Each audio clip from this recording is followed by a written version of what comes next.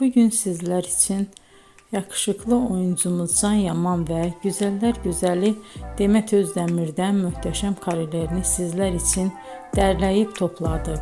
Can Yaman İnadına Aşk, Bay Yanlış, Dolunay, Erkenci Kuş dizi gibi dizilerde rol almış arkadaşlar ve herkes tarafından çok beğenilmişti. Biz de sizler için onların romantik karelerini derleyip topladık. Arkadaşlar, bu fotoların devamını gelmesini istiyorsanız emeğimize saygı olarak kanalımıza abone olup bol bol yorum yazmayı unutmayın. Arkadaşlar, bizi izleyen herkese teşekkür ederim. Bizden bu kadar.